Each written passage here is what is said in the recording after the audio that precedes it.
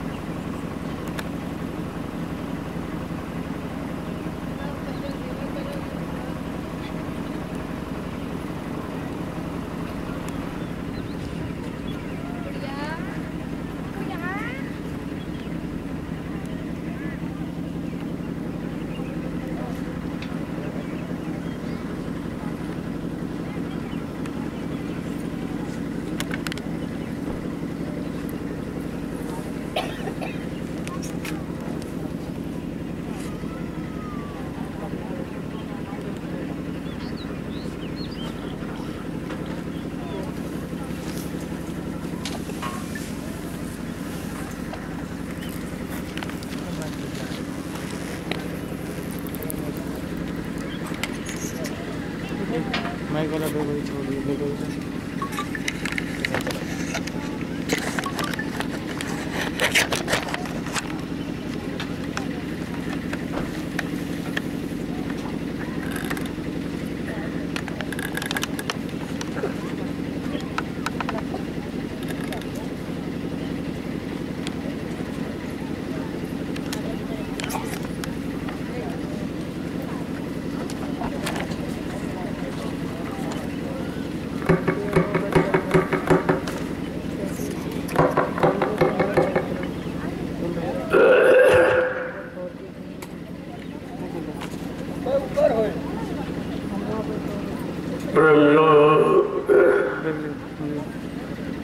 ये परमार्थ संदान सेवा,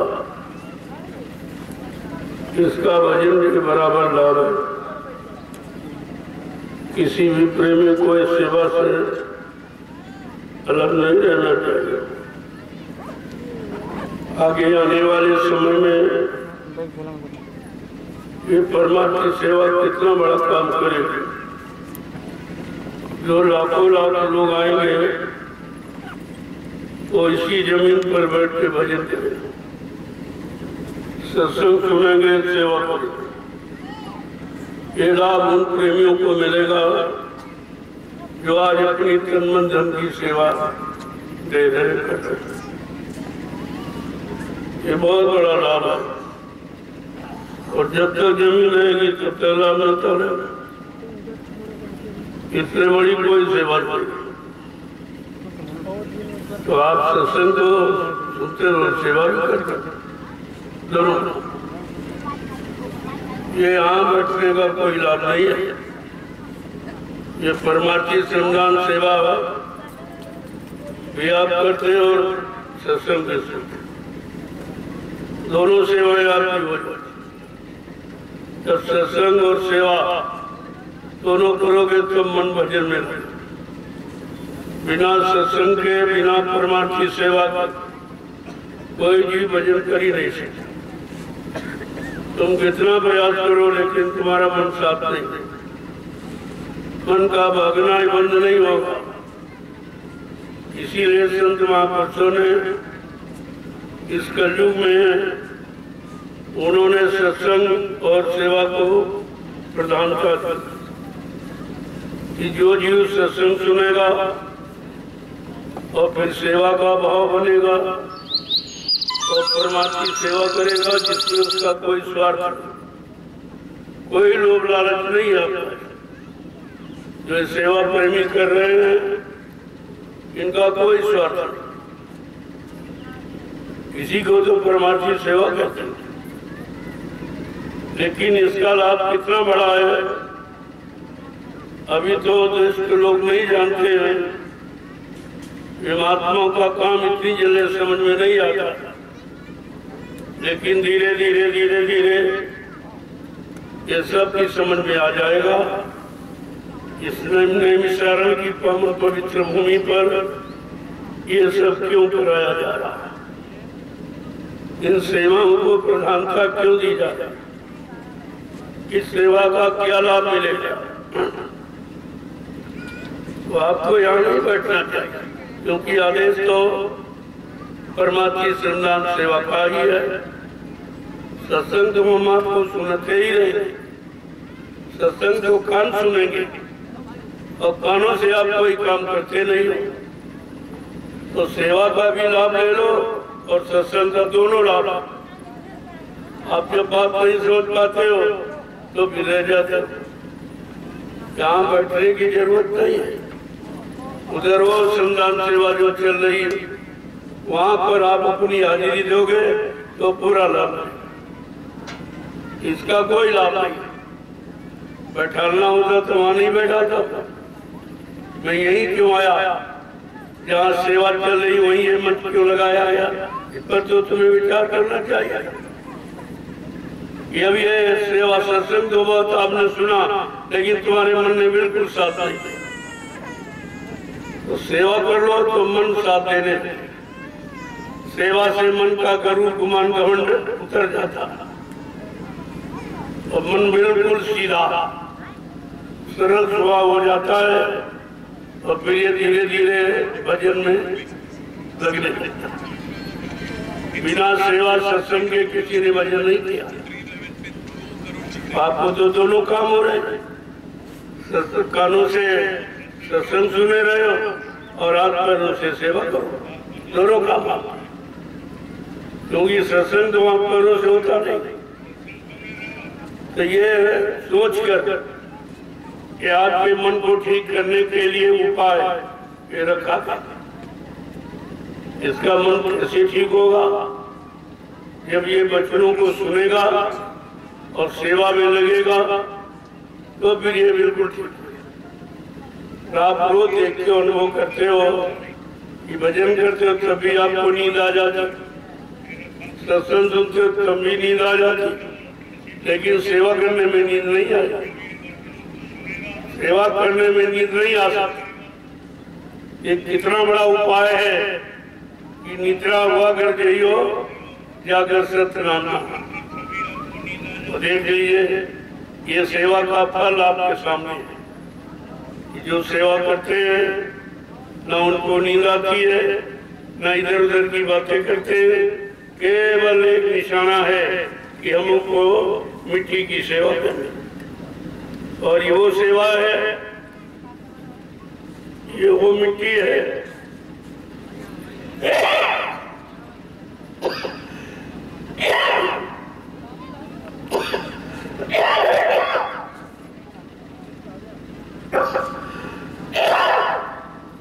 इस मिट्टी पर बैठकर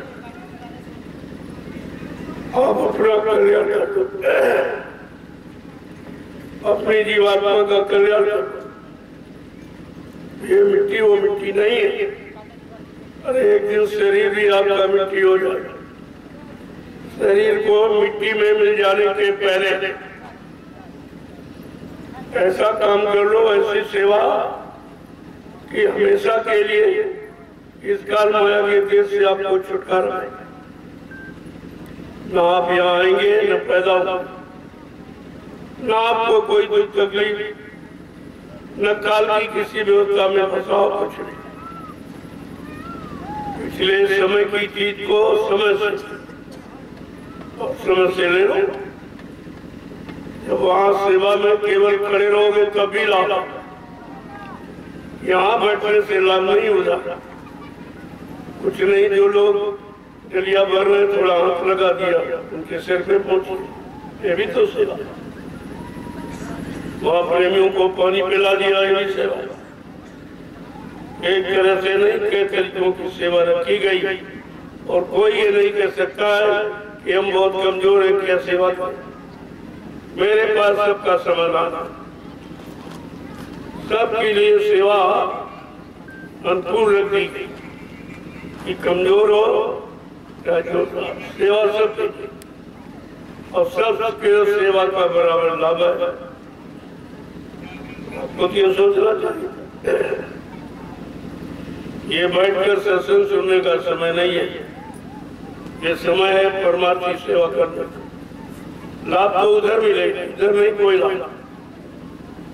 इधर अगर लाभ होता तो वहां नहीं सुना था, यहाँ क्यों आपको ले आया कि उधर आप सेवा करो और सत्संग सुनते हो, आपके दोनों काम हो जाए और दोनों का लाभ आपको मिल जाएगा।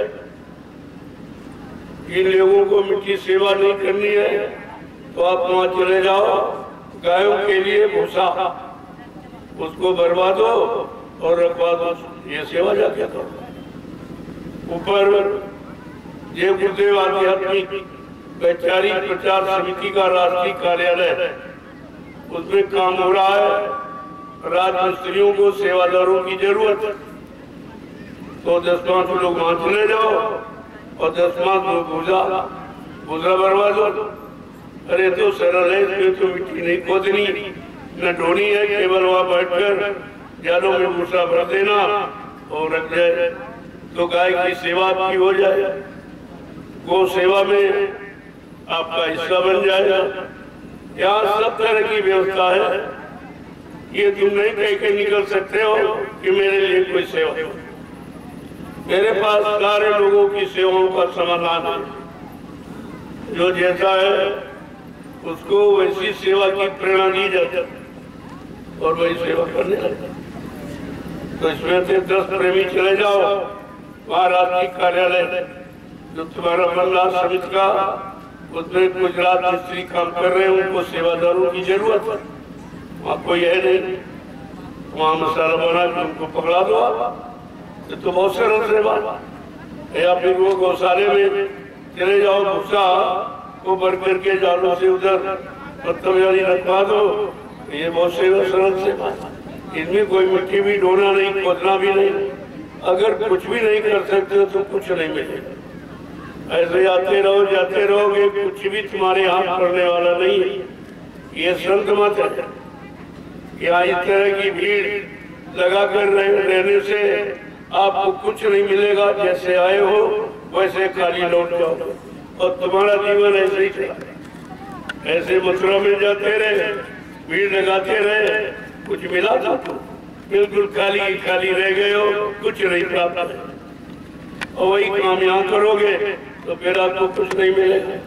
तो मैं पहले से तो यहाँ मत बैठो, या तो सीधे चले जाओ आश्रम में जो राष्ट्रीय कार्यालय बन रहा है, उसमें राजमिस्त्री काम कर रहे हैं, उनको सेवादारों की जरूरत। वहाँ ईंट पकड़ाना है कहीं तो छोटा मोटा काम आप वहाँ चले जाइए, या फिर गौशाला में चले जाओ, गायों की सेवा जो भूसा वहाँ अपनी खेतों का है उसको भरवा के रखवा दीजिए, ये भी आपके लिए सरल। और कुछ भी नहीं कर सकते हो तो फिर कुछ नहीं मिलेगा। शिकायत मत करना, बीमारी तुम्हारा दरवाजा नहीं छोड़ेगी। कुछ भी नहीं कर सकते, न डॉक्टर वैद्य हकीम न दवा कोई काम करेगी। बिना सेवा के ये शारीरिक परेशानी जाने वाली नहीं है। ऐसे सेवा थोड़ी रख दी गई, कुछ सोच समझ कर। ये पसीना निकल जाएगा, बीमारी कम हो जाएगी, खून शुद्ध हो जाएगा। ऐसे थोड़ी आपको डॉक्टर भी बताता भाई सुबह आप पैदल चला करो। अरे वहाँ तो गिनती के, यहाँ पता नहीं सुबह शाम तक कितने किलोमीटर चल रहे हैं आप। इसीलिए ये बीमारी शरीर की चली जाती है। सेवा इसलिए रखी गई, 2 लाभ। एक तो आपकी शारीरिक बीमारियां खत्म हो जाए और दूसरा तुम्हारी सेवा से एक व्यवस्था बन जाए जो आगे भविष्य में लाखों लोग चले आ रहे हैं, उनको बैठने की जगह। वो कहाँ बैठेंगे, कहाँ भजन करेंगे, ये सब सोचिए, विचारिए। आप उससे नहीं आना, यहाँ निरर्थक कोई काम नहीं होता। जो भी काम है वो लाभ का है, लेकिन लाभ लेना सीखो तो। ऐसे बैठे रहोगे तो भाई कुछ नहीं मिलेगा। बाद में शिकायत मत करना, मैं सुनने वाला नहीं हूँ कि ये बीमारी वो बीमारी, ये झगड़े ये झंझट। अरे कोई न कोई तो कारण बनाया जाता है और जिससे आपकी बीमारी परेशानियां खत्म हो जाए, लेकिन तुम्हें कुछ करना ही नहीं है तो फिर रो और बीमारियों के लिए तड़पो, सारा पैसा बर्बाद करो। यही तुम कर रहे हो, यही करना चाहते हो। लेकिन मैं समय से सब जानकारी आपको दे देता हूँ कि बीमारियां परेशानियां झगड़े झंझट ये कैसे जाएंगी। उसका उपाय है परमार्थी श्रमदान सेवा। ये छोटा मोटा उपाय नहीं है। और जितने लोग आए हो सबको कोई न कोई सेवा करनी चाहिए। फिर ये समय नहीं मिलेगा। सत्संग तो आपने बहुत मथुरा में सुना, तुम्हारे कुछ पल्ले नहीं पड़ा, और यहाँ भी तुम्हारे पल्ले पड़ने वाला नहीं। जब तक सेवा नहीं करोगे और मन की गंदगी नहीं खत्म होगी और मन का गरुड़ गुमान घमंड नहीं उतरेगा, तब तक ना भजन करोगे न सत्संग वचन तुम्हारे पर असर करेगा। ये लाभ आपको ऐसे मिलने वाला नहीं है। मैं पहले ही इशारा करके बता, इसलिए जरूरत है मन की गंदगी उतारने की।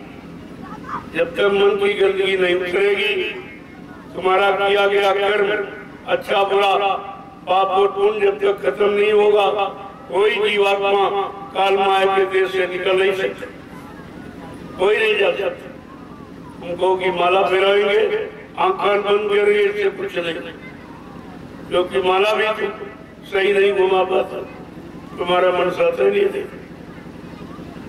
जो सिस्टम बताया गया, जो तौर तरीका, वो तुम अपना दे दे, कैसे होगा, उसी के लिए व्यवस्था रखी गई।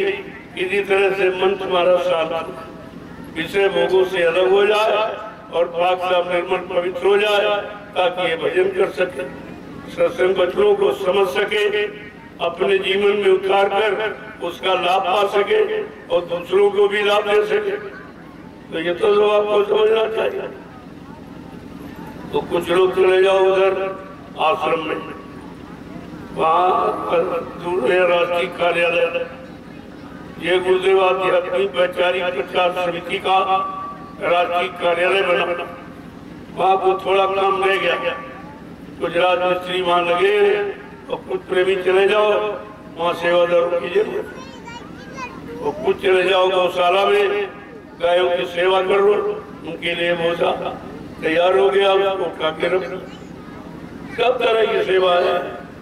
ये कोई यहाँ बहाना नहीं कर सकता कि भाई हम बड़े कमजोर, हमारी सेवा कैसे। ये तो बहुत सरल, इससे सरल इतने गलीज और गंदगी के कुकर्म पाप करके आए हो, वो कैसे धुलेंगे? वो बैठे बैठे नहीं धुलेंगे। जब तक सेवाओं से इस शरीर को रगड़ोगे, साफ नहीं करोगे, तब तक ये पाप उनका रगड़ा झगड़ा ये मिटने वाला नहीं, ये और किसी से मिटता ही नहीं। तपस्या का संयम बैराग से भी नहीं मिटता, ये मिटता है परमार्थी सेवा, जो कलयुग में, ये किसी युग में नहीं थी। क्योंकि जब कलयुग में संत पधारे तो संतों ने रास्ता जीवन के लिए लिखा, इससे भजन कैसे होगा, इससे प्रेम प्यार मोहब्बत लोगों से कैसे करेगा, ये नफरत लड़ाई झगड़ा ये खत्म कैसे होगा, बीमारियों में राहत शांति कैसे मिलेगी। तो संतों ने ये शोध करके परमार्थी श्रमदान सेवा का आधार आपके लिए रखा और कहा ये बहुत सरल है, ये हर जीव के सकते, ये सब के लिए, और इससे सरल कोई उपाय नहीं। ये नहीं कर देते फिर तुम कुछ नहीं, ऐसे खाली आए हो खाली रह जाओगे, लौट के घर चले जाओ। कुछ यहाँ मिलने वाला नहीं है, यहाँ कोई शरबत नहीं बोल के पिला दिया जाए। वो दो रास्ता है, वो आधार है, व्यवस्था है, जब उसके अनुसार चलोगे तो काम आपका जल्दी।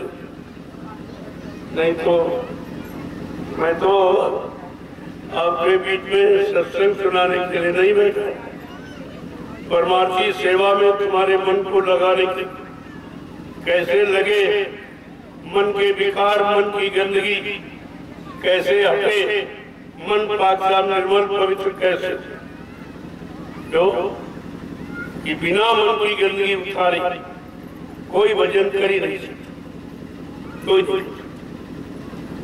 भगवान ने कहा भी है कि भाई हमको कौन पाता, कहते निर्मल मन जन सो मोहि पामे और मोह चलचित्र कपट नहीं भावे। कहा मुझे धन वाला बन वाला बुद्धि वाला रूप वाला जाति वाला नहीं पाता, हमको पाता है जिसका मन निर्मल पाक सा पवित्र। आज के युग में सबके मन गंदे, किसी का साफ नहीं है और वो गंदगी किसी साबुन और किसी नदी के पानी से नहीं मिले। वो गंदगी संत महापुरुषों ने जो समय से सत्संग शिक्षा बहाई, सत्संग की नदी और दरिया बहाया और उसमें जिन्होंने नहाया अपने मन को उतार दिया, वो पाक साफ निर्मल पवित्र हो पाते, वही प्रभु की शरण में जाते और प्रभु का वही दर्शन कर पाते, बाकी ऐसे रहते। तो आपके लिए बड़ा सोच समझ कर ये रास्ता रखा, धीरे धीरे कम से कम 30 डेलिया सबको डालना चाहिए। 30 डेलिया का अभियान है, 30 डेलिया लगभग सब, और फिर जितना कर सको उसका उतना लाभ मिलेगा। वो तो जितना करेगा उसको, लेकिन 30 से कम नहीं। इससे कम में कोई लाभ आपके हाथ लगने वाला नहीं। इतना तो काम आप सबको करना ही चाहिए। कोई सेवा करते हो आधा घंटे के लिए, वो सेवा बंद कर दो और चले आओ 30 डेलिया डाल के चले जाओ, तो तुम्हारा हर सेवा में खाता कर जाएगा। हर सेवा, कोई सेवा, सारी सेवाओं का लाभ आपको मिलेगा। ये लेने वाले का तरीका, जो बुद्धिमान बुद्धिजीवी जो सच्चे साधक है वो किसी सेवा से अलग नहीं रहते, सब सेवा करते। अपना उन्होंने किया, थोड़ी देर के लिए बंद कर दिया, इधर आ गए और ये सेवा करके फिर चले गए, फिर देखा कि कहाँ सेवा हो रही, वहाँ चले गए। वो सेवा में ही रहते हैं ताकि उनका मन सेवा की ओर ही लगा रहे, इधर उधर निंदा चुगली बुराई में न जा जाए। लेकिन तुम मन को काम ही नहीं देते, आपको नहीं मालूम खाली मन शैतान का घर। अगर मन पर कोई लोड नहीं है, कोई काम नहीं दे पा रहे हो, कोई सेवा में नहीं लगा पा रहे हो, तो ये तो शैतान है। शैतान का काम अच्छा नहीं, वो पाप कर्मों के सिवा और कुछ करेगा ही। इसीलिए आपका मन ठीक नहीं रहेगा। आप शिकायत करते हो हमारा सुमरन नहीं बनता, ध्यान नहीं बनता, क्यों नहीं बनता? क्योंकि आप वचनों का पालन नहीं करते। जो सुनाया समझाया जा रहा उसको अपने ऊपर लागू नहीं करते। तो ऐसे पत्थर की तरह बैठे रहोगे तो कुछ नहीं मिलने वाला। ये पत्थर की नीति मत अपनाओ, ये संत मत है, इसमें चेतन को लाभ मिलता है और पत्थर को, कागज को और मुर्दे को कोई लाभ नहीं। इसका काम ही अलग है। ये चेतन जीवात्मा का विषय है। ये पूजा पूजा पाठ, ये जड़ पूजा जड़ पत्थर कागज से कोई लाभ नहीं। लाभ देने वाला उनमें कोई है ही नहीं। वो खुद ही जड़ है तो तुमको लाभ कैसे देगा? लाभ तो चेतन देता है और चेतन के बारे में आपको जानकारी नहीं जब तक चेतन गुरु नहीं मिले। चेतन माने जीवात्मा को जगाने वाला, जो जीवात्मा चेतन परमात्मा चेतन और जीवात्मा को परमात्मा से मिलाने वाला गुरु चेतन होगा, वो मिलाएगा। ये दर पत्थर कागज कैलेंडर वाले नहीं, चेतन गुरु नहीं। उसी चेतन गुरु को अध्यात्म गुरु कहते हैं, उसे सदगुरु कहते हैं, मतलब यानी परमार्थी गुरु उसी को कहते हैं। ये सब जानकारी तो आपको रखनी चाहिए और ये नित्य सत्संगों में आपको जानकारी दी। लेकिन नहीं समझोगे और नहीं करोगे, मानोगे तो फिर कुछ तुम्हारे हाथ में ही लगने वाला नहीं है। मैं बहुत साफ शब्दों में कहता हूँ, केवल वचनों को समझ लो और इशारों बस काम आपका हो गया। कोई ज्यादा मेहनत आपको नहीं करनी, समय से बच्चों की जानकारी लेनी कि हमारे लिए सरल से सरल तरीका आध्यात्मिक कमाई का कौन है। क्योंकि मैं कमजोर हूँ, कमजोरी में सब काम नहीं हो पाएंगे, तो संतों ने हम सब गंदे कमजोर जीवों के लिए सरल रास्ता ये रखा है, परमार्थी संतान सेवा का। इस सेवा से आपका कोई निजी स्वार्थ नहीं, फिर भी शारीरिक लाभ तो आपको मिल ही जाता है। और जो तुम्हारे शारीरिक परिश्रम से जो व्यवस्था बनेगी आगे आने वाले भविष्य में, जिसका लाखों लाख लोग लाभ उठाएंगे, ये आपका परमार्थी लाभ है। वो कितना बड़ा, उनको तो सेवा का लाभ मिला कि शरीर आपका निरोग हो, गंदगी निकल गई पसीने के द्वारा, और जो व्यवस्था आपने बनाई उससे लाखों लोग भजन करेंगे इसी जमीन पर बैठ। ये वो जमीन है जो विश्व में कहीं नहीं। ये 88,000 ऋषियों की तपोभूमि, 88,000 ऋषियों की संख्या, ये कितनी बड़ी संख्या है, कोई 2-4 किलोमीटर में थोड़ी नहीं पाएंगे। तो पूरा नैमिषारण्य ये तपोभूमि है, और यहीं पर आपको लाभ मिलने के लिए कहा। अब धीरे धीरे बहुत से लोग नकल करने लगे।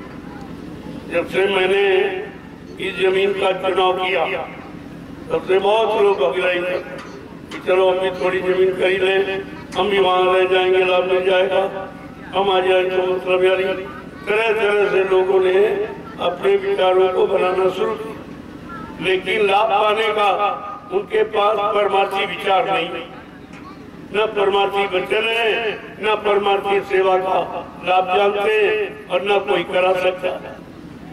ये लाभ नहीं में, नकल में भी अकल की जरूरत है, नकल में अकल की आवश्यकता। तो वो गलत जवाब में है नहीं कि हमारे इन बातों का मतलब यानी नकल करो। अब लोग देख रहे हैं, विचार भी कर रहे हैं कि कितनी जल्दी इतना बड़ा काम हुआ, इतनी जमीन वहाँ शुद्ध कर दी गई है। ये जमीन शोधित शुद्ध की गई, ऐसे नहीं है। कह रहे हैं 25 का रिचार्ज कर दो। जहाँ जहाँ चरण पड़े भक्तों की वो जमीन पवित्र हो जाती है पूर्व भक्तों के। और अगर सदगुरु के चरण पड़ जाए तो उसका तो लाभ ही अलग है।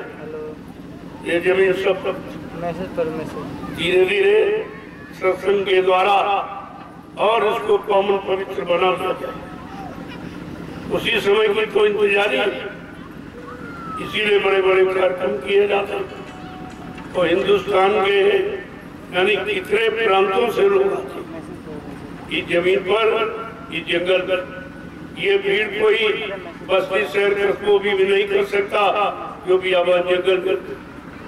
पहले लोग कहते थे बाबा जी धार्मिक स्थानों पर कार्यक्रम करते इसलिए भीड़ हो जाता, धार्मिक बड़ी नदियों किनारे करते इसलिए भीड़ हो जाता। तो मैंने कहा अच्छा भाई ये बात है, तो मैं जंगल में आ गया। यहाँ तो कोई साधन, आने जाने का भी साधन, कोई शहर कस्बा सामान के लिए नहीं। और मैंने इस बियाबाद जंगल में जहाँ शेर चीते रहते, आदमी नहीं रहता था, उस जमीन पर मैंने कितने लाख लोगों को लाके आपके सामने खड़ा कर। ये फिर भी तुम्हारी समझ में नहीं आ रहा ये क्या हो रहा। तुम 10 आदमी नहीं इकट्ठे कर सकते, और ये लाखों लाख आदमी और कितनी बार आ रहे हैं, और रोजे ही आ रहे हैं। अगर फिर भी नहीं समझ पाए तो फिर ये अवसर आपके हाथ से निकल जाए। तो दीपक के नीचे अंधेरा, चिराग के चिराग सबको जला, लेकिन अंधेरा रहता है। तो दुनिया के लोग आ रहे हैं, देख रहे हैं आप, विश्व प्रांतों कुछ विदेश से भी लोग आने लगे। उनके पास भी आवाज ये पहुंच रही, वो भी बड़ा आश्चर्य करते हैं, अरे भाई कहाँ कैसे जंगल में इतने लोग किससे इकट्ठे हो जाते हैं, वो क्या सुनाते, क्या देते हैं, क्या बताते हैं, ये सुनने के लिए आज पूरा विश्व लालायित है। तो धीरे धीरे देख लेना अच्छा बात है। क्योंकि ये काम कहीं नहीं। इस तरह का निस्वार्थ कोई लोग लालच में नहीं, हमको कुछ भी नहीं चाहिए। यहाँ चाहिए सब हमारे यहाँ नहीं। क्या गई चिंता में की मनुआ बेपरवाह, जिनको कछु ना चाहिए वो सहन के साथ, वो बादशाहों के बादशाह हैं जिनको काल माया के देश का कोई सामान नहीं चाहिए। तो आपको समझना चाहिए, मुझे तो कोई आवश्यकता और न मैंने कभी किसी से कुछ कहा। जो आप अपनी श्रद्धा सेवा भाव से करते हो वो जलवा आपके सामने दिखाई दे। ये सब जमीन आपकी सेवाओं से, मेरा इसमें कुछ नहीं, मेरे पास कुछ नहीं। मैं जैसे बैठा हूँ बस इतना ही, मैं तो कभी नहीं कहता मेरा। ये सब आपका है, आपकी सेवाओं का ये प्रसाद है जो आपके सामने तैयार हो रहा। मैं तो खुद ही कहता था। अब ये है कि मैं आपकी व्यवस्था कर रहा हूँ, आपकी सेवाओं को अच्छी जगह लगाने का प्रयास करता हूँ और वो सब आपके सामने हो रहा। ये जमीन में तो कुछ मतलब मान्य आवास बन जाए, कुछ और व्यवस्था उसमें के तरीके से हो। यहाँ किसी की हिम्मत नहीं है कि जंगल को साफ नहीं। ये सरकार भी हार गई, अब तक करवा लेते। ये जंगल कब से पड़ा, इतनी सरकारें आई लेकिन ये काम किसी के बस में। वो काम आपके सामने आपने खुद ही कर दिया, मैंने नहीं किया, आपने किया। मैं तो केवल बीच में खड़ा हो गया और आपने खड़ा और अभी आप करते हो। मैं तो बुढ़ा हूँ, सलाह तो आपको दे सकता हूँ, योजना बना सकता हूँ, भूमिका बना सकता हूँ, व्यवस्था बना सकता हूँ, ये काम आपका कर सकता हूँ। लेकिन शरीर अब इस लायक नहीं है कि सेवा करता। मैं तो पहले कहता भाई मेरा कुछ, जब मेरा कुछ नहीं तो तुम्हारा ये किसी का नहीं हो, सबका और सबके लिए। या कोई किसी तरह की पाबंदी नहीं है, केवल पाबंदी खान पान की है कि आप शाकाहारी हो जाइए और ये सब व्यवस्था आपके लिए तो आपके लिए बना रहा हूँ। लेकिन शाकाहारी आपको बिना शाकाहारी के किसी भी व्यवस्था का लाभ आपको नहीं मिलेगा। इतना तो आपको करना ही पड़ेगा, शाकाहारी तो आपको बनना ही पड़ेगा। नहीं कुदरत ये सब आपको शाकाहारी बनाने के लिए तैयार है। उसके बाद सब व्यवस्था एक लपट थप्पड़ में 20 करोड़ का वारा न्यारा सेकेंडों में कर देंगे। आप समझोगे कैसे, नहीं मानोगे कैसे, मानना तो पड़ेगा। लेकिन समझाने बुझाने प्रेम प्यार मोहब्बत से मान सम्मान से अगर मान जाओ तो अच्छी बात है।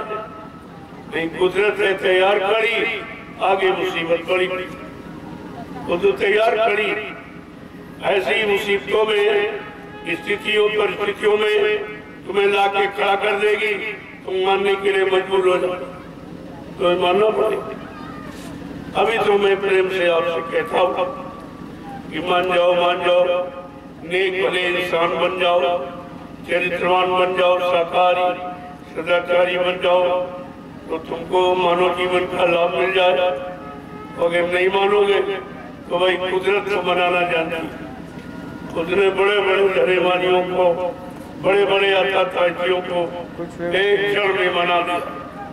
उसके बाद सबको मनाने की यानी समस्या है, समाधान है उसके सारी समस्याओं का समाधान। इसलिए आपको सोचना चाहिए, प्रेमी देखिए कैसे मेरे, इनको देखकर भी तुम्हारी समझ में नहीं आ रहा, इनको देखकर तुम्हारे अंदर ये भाव नहीं पैदा हो रहा कि मुझको भी करना चाहिए। बिना किए यहाँ कुछ नहीं मिलेगा। ये संत मत है, बगैर रगड़ाई किए चमक नहीं आएगी, गंदगी नहीं उतरेगी। और जब तक गंदगी नहीं उतरेगी कोई जीवात्मा काल माया के देश से जा नहीं सकती। तुम अपने आप नहीं निकलो और निकालने वाला गंदगी में तुम्हारा हाथ पकड़ेगा, वो गंदगी में तुम्हारा हाथ नहीं पकड़ेगा। ये हमेशा ध्यान में रखना। तो जब गंदगी उतर जाएगी तो सब लोग क्या करेंगे? सब तुमसे प्रेम करेंगे, तुम्हारे काम आ जाएंगे, लेकिन गंदगी रहेगी तो कोई नहीं। तो उसी गंदगी को मैंने सजा के बताया साकार, एक छोटे से सूत्र में बदल दिया कि आप शाकाहारी। तो शाकाहार में सब आता, इतना अच्छा कर्म सब शाकाहार, अच्छी सोच, अच्छी नीति, ये सब शाकाहार। तो अभी साकार का मतलब ही नहीं समझो। और अभी साकार आपको पूर्तिया बताया भी नहीं गया, अभी तो मोटा मोटा कि गंदा खान पान छोड़ो। धीरे धीरे साकार का क्षेत्रफल इतना बड़ा है, तब तुम्हारी समझ में आएगा। जब तुम मोटा ये खान पान जो गंदगी मतलब यानी मनुष्य मंदिर में डालते हो, अगर ये बंद हो जाए तो तुम्हारी समझ में आ जाएगा कि साकार का लाभ क्या लाभ लगता। तुम्हारे मन बुद्धि चित्त ये सब सही दिशा की तरफ कहना पसंद करेंगे, अच्छी सच्ची बात सुनना पसंद करेंगे, अच्छे से अच्छे कर्म करना पसंद करेंगे। गंदा कोई भी, ये सब शाकाहार ही है। अभी तो मैंने आपको कुछ बताया नहीं, इशारा जरूर किया है कि आप शाकाहारी। अगर कुदरत की मार से बचना चाहते हो तो शाकाहारी हो जाओ। वो तो तैयार करी, वो तो महात्माओं का इंतजार कर रही है कि महात्मा कब अपना हाथ हटा ले तो मैं अपना काम शुरू करता। उन्होंने समय लिया है, इतने समय तक मैं लोगों को शाकाहारी बना दूंगा। जब लोग मेरी बात न माने, मेरे साकार संदेश को न सुने और न अपनाए, फिर तुम्हारी इच्छा में आए वो करना। तो भी ये थोड़ा सा दौर आपकी संभाल का चल रहा है, इसलिए आप बच रहे हो। लेकिन अगर ये भी आपने खत्म कर दिया, फिर तुम्हें दुनिया में कोई बचा नहीं सकता, कोई बचा नहीं वाला। और जो तुम ये समझ रहे हो मेरे पास रहने के लिए मकान है और मतलब यानी आमदनी के लिए दुकान, खेती और दफ्तर है, और हमारे मतलब यानी खाने के लिए रोटी है और सहयोग के लिए पत्नी, बाल बच्चे, भाई बहन, बिरादर है, तुम्हें ये नहीं मालूम ये कुदरत के एक झटके में खत्म हो। एक झटके में भी ये सामान सब कुछ नहीं। अभी कोरोना काल में देखा, करोड़ों चले गए, मिला कोई बचा पाया? करोड़ों एक झटके में। वो तो एक चुटकुला था कुदरत कि देखो मैं सब कुछ कर सकती हूँ और तुम्हारे पास बचने का कोई उपाय नहीं। ये उसने चेतावनी दी थी, लेकिन लोग कुछ नहीं सकते। बीमारी है, बीमारी बीमारी, आज तक तो दवा नहीं बना पाए तो बीमारी कैसे जा जाती? ये कुदरत की नाराजगी, कोई बीमारी नहीं और न उसकी कोई दवा बनी। वो दवा संत महापुरुषों के पास है। वो कुदरत को खुश करना चाहते थे, वो कुदरत को खुश कर लेंगे और आप पर आने वाली मुसीबत बीमारियों को टाल देंगे। वो कर सकते हैं, लेकिन उनकी बात मानोगे नहीं, मानोगे तो भी अपना हाथ खींच लेंगे। और जैसे उन्होंने हाथ खींचा, बस तुम चारों तरफ से गिर जाओ। कभी तो कहा कलयुग घेरे चारी वो मनुआ जी योग कलयुग ने पूरा घेराबंदी डाला चारों तरफ। आप पक्के कहाँ जाओगे? आपके पास पकने का कोई रास्ता ही नहीं। अब तुम कलयुग की बात समझ ही नहीं पा रहे। कलयुग किसे कहते हैं? अरे अन्याय, ये पाप, ये दुष्कर्म, ये झूठ, छल, कपट, बेईमानी, ये मारकाट, हिंसा, चोरी, डकैती, कत्ल, ये सब कलयुग ही तो है। यही तो कलयुग का काम और सब इसी में फंस गए। कलयुग में सबको अपने काम में फंसा था। अब तुम ये निकल नहीं सकते, तो दूसरे अपने काम में फंसा लिया। और जब एक आवाज लगा दी महापुरुष ने कि कलयुग जाएगा सतयुग आएगा, यानी कलयुग तुझे जाना पड़ेगा और सतयुग आ जाएगा। जब कलयुग चला जाएगा तब फिर तुम्हारा ये खान पान, तुम्हारे दूषित कर्म कहाँ रहेगा? तो तुमको मजबूर होकर बदलना पड़ेगा। वो तो व्यवस्था के तहत परिवर्तन होता है। जैसा तुम्हारे सामने होने जा रहा है, उसी की ये तैयारी है और उसी की ये जानकारी जो आपको कान तक पहुँचाई जाती, और ये कोई नहीं बता। सब अपने लाभ स्वार्थ लोभ लालच में पड़े। तुम्हारी चिंता किसी थी? तुम्हारी चिंता केवल महात्मा। क्यों? महात्मा जीवात्मा के बारे में जानता कि मानव शरीर में जब जीवात्मा आती है तो उसको ये सौभाग्य मिला कि मानव शरीर में जीवात्मा को अधिकार है कि वो किसी संत महात्मा की तलाश करके उससे अपने घर का रास्ता पूछ ले और अपने घर हमेशा के लिए चली जाए। फिर उसको यहाँ कभी ना आना पड़ेगा, नहीं दुख तकलीफ में रहना पड़ेगा। और आपका वो किसी क्या नहीं किसी के पास, ये ऋषि मुनियों के पास भी नहीं था, क्योंकि वो लोग वो भी अपना काम नहीं करता, तो तुम्हारा कहां से करा देते? ये तो अधिकार कलयुग में, संतों ने कलयुग में आना पसंद, सबसे गंदे खराब समय सतयुग त्रेता द्वापर अच्छे युग थे, अच्छे कर्म वाले, अच्छे ज्ञान वाले, अच्छी उम्र, अच्छे खान पान वाले, लेकिन संतों ने आना पसंद नहीं किया। क्यों? वो तो जो दुखी है उनको के दुख दूर करने के लिए, जिनका कोई सहारा नहीं, उनका सहारा बनकर और सहारा देकर उसको उठाते।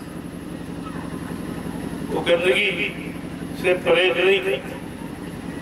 जो तुम्हारी गंदगी को खत्म करेगा, कर्मों की गंदगी, वही सच्चा गुरु कहलाता है। गुरु नवे जो शिष्य को सच्चा साधु था। जो गुरु अपने भक्तों को नमन करता है, प्रणाम करता है, वो सच्चा। वो तुम्हारे शरीर को, तुम्हारी जाति को, तुम्हारे रंग रूप पे पैसे धन दौलत को प्रणाम नहीं करता, वो अपनी जीवात्मा को प्रणाम करता कि मेरी जीवात्मा इन मनुष्य शरीरों में बैठी है, उनको प्रणाम करता हूँ कि तू जल्दी अपने घर को चल, निकल इस घर से। किसी घर से तू निकल कर का जा सकती, और किसी शरीर में जब कर्मानुसार चली जाएगी तो फिर कभी निकल के जा नहीं पाएगी। इसीलिए इतना प्रयास, इतनी मेहनत करते हैं, इतना परिश्रम करते हैं, सब तरह कि किसी तरह से तुम्हारी समझ में आ जाए, तुम पूरे मानव जीवन को सार्थक बना लो, अपनी जीवात्मा को जगा के परमात्मा के पास पहुंचा दो, और फिर तुम्हारा काम खत्म। फिर आपको यहाँ कभी नहीं, ये दुख के सागर वाले काल माया के देश में कभी नहीं। तो वो कितना बड़ा काम और आप समझ नहीं पाते। इसीलिए कहा अभी तो आपको केवल इशारा करके बताया जाता, जब इशारे समझने लगोगे तो पूरा समझ देते। अभी तो सुनाया गया, मथुरा में तुम्हारी समझ में कुछ नहीं आया, वो तो समय आपने बेकार कर किसी की समझ में नहीं आया। 60 साल बाबा जी ने मथुरा में आपको लगा था, 10 जुलाई 1952 से और 2012, ये 60 वर्ष बराबर सुनाते, जगाते, समझाते रहे, लेकिन तुम्हारी समझ में कुछ भी नहीं।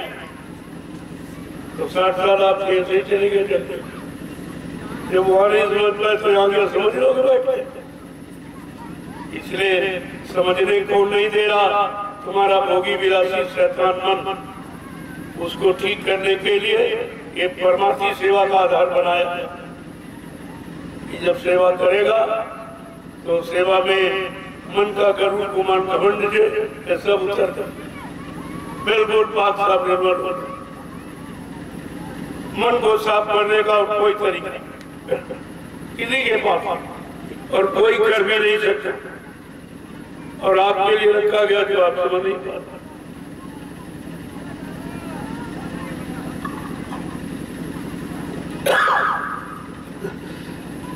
इसीलिए कहा आप सेवा वही से सत्संग नहीं, सत्संग तो कम से कम सेवा तो नहीं बनता। यहाँ सेवा बंद किए बैठे हो और सत्संग भी समझ में नहीं, कहीं सो जाते हो, कहीं मन भाग जाता, तो सत्संग से भी गए और सेवा से क्या मिला। ऐसे आप समय खराब करते रहे। जब बच्चों को, इशारों को नहीं समझोगे तो इस समय आपका खराब होगा। फिर यहाँ आने जाने का कोई लाभ नहीं है कि कोई सहज सरापा करने आप नहीं आए, अपनी जीवात्मा के कल्याण के लिए आए हो, और जन्म जन्मांतर के जो कर्म करके चढ़े पाप कर्मों के उनको उतारने के लिए आए। ये भीड़ इसलिए नहीं लगाई गई क्योंकि हमको तो आपको कुछ चाहिए। अगर आप कोई अपना काम करना है तो कर लीजिए, हम आपका सहयोग करते हैं। रास्ता आपको बता, जिस दिन रास्ते को अपना लोगे तुम्हारा काम हो जाएगा। यही तो समझने की चीज है, और बिना सत्संग इसे कोई समझ नहीं सकता। कितना बड़ा ज्ञानी ध्यानी हो, लेकिन संतों के ये गूढ़ राज गूढ़ वचनों को वो बिल्कुल नहीं समझ सकते। उसके बस की बात नहीं है। किसी कंदरा गुफा में छिप कर चोरों की तरह बैठ जाओ तो क्या कुछ होने वाला कलयुग में? ये कलयुग की क्रिया नहीं है। कलयुग में तो चेतन जीवात्माओं को जगाना और परमात्मा से मिलाना। कौन करेगा? चेतन गुरु। जिस गुरु ने अपनी जीवात्माओं को जगा लिया और परमात्मा से मिला, वो एक काम करेगा। बाकी ये भेदधारी, कोई दाढ़ी बढ़ा लो, कोई लाल पीला कपड़ा पहन लो, अच्छा तिलक जनेऊ चंदन मंदन, इससे कुछ काम होने वाला। ये इस शरीर की सजावट और सजावट और बनावट से गिरावट हो सकती है, लेकिन आप कोई काम नहीं कर सकते। इतने संत मत में ये बिल्कुल मना, एकदम सादगी में रहो। मैंने आपके सामने एक इशारा किया है जो हिंदुस्तान में किसी ने नहीं, ना कोई राजनीतिक और ना कोई महात्मा, किसी ने नहीं इशारा किया। ये भारत देश, अगर आप सच्चे भारतवासी हो तो तुम्हारी पहचान होनी चाहिए। तुम्हारी कोई पहचान नहीं, और पहचान होती वेशभूषा से। वेशभूषा से तुम्हारी भारतीय वेशभूषा क्या, जो संत महात्मा ऋषि मुनियों ने बनाई थी, वो तुम्हारे मन को बिल्कुल सादगी में रहने देती। कुर्ता धोती, कमीज पैजामा, टोपी और पगड़ी और लोगोटी, ये आपकी सादगी पोशाक। इसे तुम पहनो तो देखो तुम्हारा मन अपने आप। जो पूजा पाठ से शांत नहीं हुआ, जब तक योग करके लोगों ने शांत नहीं कर पाया मन, ये भारतीय वेशभूषा जो ऋषि मुनि महात्माओं के द्वारा बताई गई, उससे आपका मन शांत, और जो तुमको देखेंगे उनके भी मन शांत, उनमें भी विकार नहीं पैदा तुम्हें देखकर। नहीं तो ये जो कपड़े आप पहनते हो, इन कपड़ों से ही मन विचलित होता, इनसे मन गंदगी की तरफ जा रहा, भोगों की तरफ बढ़ रहा। ये भी तुम्हारे लिए हानिकारक है, क्योंकि भारत देश की ये वेशभूषा नहीं, और नहीं मानोगे तो मन पर कभी कंट्रोल कर ही नहीं सकते। मैं लिख के दे रहा हूँ, कोई नहीं। तुम किसी गुफा कंदरा जंगल में कहीं चले जाओ, तुम्हारा मन वहाँ भी शांत नहीं होगा, क्योंकि मन को शांत करने के उपाय वो संत महापुरुषों के पास है। जब तक उनकी शरण में नहीं जाओगे, उनके वचनों को नहीं सुनोगे, अपने जीवन में नहीं उतारोगे, तब तक कुछ लाभ मिलने वाला नहीं। बहुत सीधी सादी बात तो आपको करना चाहिए। मैंने कहा अपनी बात की वेशभूषा अपनी भारत देश की भाषा, ये हिंदुस्तान है, हिंदी भाषा, संस्कृति देववाणी, ये दो भाषाएं आपकी भारत भूमि पर, ये दो भाषाएं हिंदी और संस्कृत। आगे इसी में विधान संविधान बनेंगे और इतने सरल होंगे तो और चौपाई में लिखे जाएंगे। और अगर खासकर हल जोतता होगा उसको भी संविधान याद होगा, वो हल जोतता जाएगा और संविधान को गाता। इतना सरल आगे बढ़ने जा रहा। हिंदुस्तान की भाषा हिंदी और संस्कृत होगी।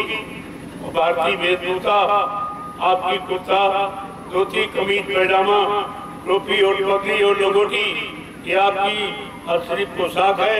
इसको पहनने के बाद संयम अपने आप तुम्हारे में उतर के आ जाए। और वैसे सहश्री आपने ऋषियों का इतिहास पढ़ा। देखिए सिंगी ऋषि और पारा ऋषि का उदाहरण है। सिंगी ऋषि ने 60,000 वर्ष तपस्या जंगल में कतराओं में छिपके बैठे, किसी को देखेंगे नहीं, किसी से मिलेंगे नहीं, किसी की सुनेंगे नहीं, किसी को सुनाएंगे नहीं। लेकिन इससे भी मन शांत नहीं हुआ और एक वेश्या ने लूट लिया। क्षणिक अपने नजर में बाण मार कर उनको घायल कर 60,000 की तपस्या मिनटों में चली गई। क्यों? किस कारण से? कोई बचाने वाला समर्थ गुरु नहीं। अगर गुरु होता तो बचा लेता। इन्होंने बिना गुरु के हट से ये तपस्या किया और बिना गुरु का चेला वन में फिर अकेला। गुरु की बगैर कोई संभाल करने वाला यहाँ नहीं है, कोई है नहीं करते। कलयुग में तो सतगुरु का जिक्र है कि जब सतगुरु आएगा वो जीवों की संभाल करेगा, रक्षा हिफाजत करेगा, वो जीवात्माओं को जगाएगा, परमात्मा से मिलाएगा और पाप कर्मों की माफी करा देगा। उसको कहते हैं सच्चा सतगुरु। आप तो किसी चीज को जानते पुराने इतिहासों में जिक्र है न त्रेता में संतों का वर्णन, न द्वापर में, न मतलब यानी सतयुग में कलयुग के 5,500 वर्ष निकल गए। ये तो अभी 750 वर्ष जब से कबीर साहब आए उन्हीं से संत मचा। सच्चा रास्ता जीवात्माओं को जगाने का, घर पहुंचाने का ये कबीर साहब से प्रारंभ हुआ और अब समर्थ अनामी महाप्रभु ने पूरा खोल दिया। क्योंकि ये गुप्त संत थे, जितने आए हैं कबीर से लेकर गुप्त, जो उनके पास गया कुछ श्रद्धा सेवा भाव देखी तो उनके कान में नाम डालते थे। लेकिन घूम घूम कर प्रकट रूप में ये काम अनामी महाप्रभु का जो आज आपके सामने हो रहा और दिया जा रहा, वो कितने को दिया गया? बाबा जी सारे हिंदुस्तान में कोई ब्रांच जिला तहसील ब्लॉक गाँव गली छोड़ा नहीं। बोलो सारे हिंदुस्तान में घूम घूम कर परमात्मा से मिलने की युक्ति, जिसको नामदान, नाम आधार, नाम जोड़ शब्द जोड़ कहते हैं, और उनको पकड़ा। इसको पकड़ लो और अपने घर की तरफ जीवात्माओं को चला के ले जाओ, ये सब को दे दो और उसके बदले कुछ कोई दान दक्षिणा से हो। इसीलिए उन्होंने उस रास्ते का आधार रखा नाम दान। नाम को दान के रूप में दिया जाएगा, दान लिया नहीं जाएगा, नाम को दान के रूप में दिया जाएगा। ये संतों की महिमा है। नहीं यहाँ तो कोई नाम बताता फट से दक्षिणा ले लेते। दान दक्षिणा धोती रोटी लंगोटी साहब जमीन जायदाद राजपाट भी ले लिया। लेकिन अनामी महाप्रभु का ये काम कलयुग में अनोखा है कि नाम का दान देते हैं, लेते नहीं है। अब सारी जीवात्माओं को जगाने का वादा करते कि जिनको मैंने नाम जो सत्य रोड पकड़ाई, उनकी जीवात्माओं को जब तक जगाकर उनके घर नहीं पहुंचा लूंगा, मैं जेल से बैठने वाला नहीं। जब तक मेरा एक भी जीव यहाँ रहेगा, मैं बराबर मौजूद रहूंगा। जब मेरे जगह सारे जीव चले जाएंगे, मैं पीछे से जाऊंगा। ये सब संदेश आपको दिया गया और सब बताया गया, लेकिन तुम्हारी समझ में कुछ नहीं। तुम भूल गए तो भूल भुलैया में पड़ गए, बच्चों को भूल गए तो शंका संदेह में गिर गए। आपने अपना प्रचार किया, इसलिए अब बच्चों को सोच समझ के खा जाए। अब ऐसे नहीं, उस समय देखा गया कि खुद सुनाया, खुद समझाया गया, लेकिन तुम्हारी समझ में कुछ नहीं। अब जो कहा जाएगा वो सोच समझ, बहुत चुने शब्दों में, केवल इशारे तौर पर। अब समय ना आपका खराब करूंगा, रास्ता सीधा रास्ता है, उसे आप करिए। जब तक करोगे नहीं और याद नहीं रखोगे, और तब तक दूसरा पाठ पढ़ाया नहीं जाएगा। पढ़ाना तो आपको एक ही है, और एक ही आपको पढ़ना है। ये मानो शरीर किराए का मकान है और इसको रहते अपना काम बना। और क्या चाहता, कुछ चर्चा करनी ही नहीं, और कोई चर्चा से काम नहीं बनेगा। और चर्चा में कितना खर्चा कर डालो, लेकिन कुछ काम नहीं। ये कलयुग है, कलयुग की व्यवस्था अलग है। गोस्वामी जी महाराज को कलयुग के जीवों के लिए इशारा करके रामचरितमानस के उत्तरकांड में लिखना पड़ा कि कलयुग जोग यज्ञ नहीं दाना और एक आधार नाम। कलयुग में जब जब यज्ञ हवन पूजा पाठ ये कुछ नहीं है, क्योंकि कलयुग का जीव बहुत गंदा, तन गंदा, मन गंदा, धन गंदा, इंद्रियां गंदी, देखना सुनना, उठना बैठना, बोलना चालना, सोचना समझना, करना कराना सब गंदा। और गंदगी में कोई पूजा स्वीकार नहीं। आप इसको क्यों नहीं पढ़ते? हमारे घर में लिखा पढ़ी है कि उन्होंने मना किया कि कलयुग में कुछ, कलयुग केवल नाम है। जो कलयुग में केवल माने अकेला नाम आएगा, वो जीवों का आधार होगा। उस आधार पर जीव खड़े होंगे तो अपने घर जीवात्माओं को पहुंचा देंगे। उनके लिए वो भी समझ में नहीं आया और किसी ने आपको बताया, उन्होंने खुद ही नहीं समझा, तुम्हें क्या बताया। साफ साफ कहते यही कलिकाल में साधन दूजा। कलयुग के जीवो बड़ी सोच समझदारी के साथ सुनो, यही कलिकाल में साधन दूजा। और मन कर्म वचन गुरु पद। इस कलयुग में कोई साधना, कोई योग जब तक नहीं है, क्योंकि तुम्हारे शरीर में इतनी ताकत नहीं है, इंद्रियों में संयम नहीं है, त्याग वैराग नहीं है, तुम्हारा खान पान अच्छा नहीं, तुम्हारे मन में अच्छी सोच नहीं है, मन लोभ लालच से अलग नहीं है, मन में अभी किंचित वैराग त्याग संयम नहीं है, लिया जाए काम तुम्हारे बस का। उन्होंने मना किया, तुम मानते थे जबरदस्ती, तो इसका तो आपको हमेशा भोगना पड़ेगा। सत्य के वचनों को नहीं मानोगे तो सजा पाओ। उन्होंने रामचरितमानस लिखकर ये सबको उत्तरकांड माने सबको उत्तर दे दे, सबके प्रश्नों का उत्तर बता दिया कि तुम्हारे जीवन का सच्चा अर्थ ये है, तुम्हारी सच्चा कर्म ये है, तुम्हारी सच्ची क्रिया ये है, तुम्हारी सच्ची साधना ये सब। और फिर भी नहीं मानोगे तो सजा पा जाओगे। मैं तो बराबर इशारा कि तुम्हें कहीं कतरा गुफा में छिप कर बैठने की जरूरत, चोरों की तरह छिप के नहीं बैठना। खुले मैदान में सब जीवों का कल्याण करो, अपना कर लो और सबके कल्याण के लिए काम। तुम्हारा कर्तव्य है, वही मनुष्य है जो मनुष्य के लिए मरे। मरना तो सबको, इतने करोड़ जीवों का कल्याण करके मरो।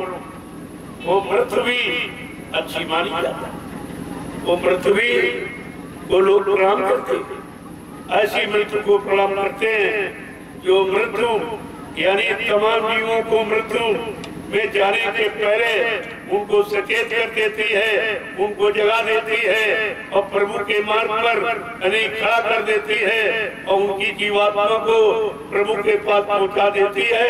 तब वो मृत्यु के हवाले होती है।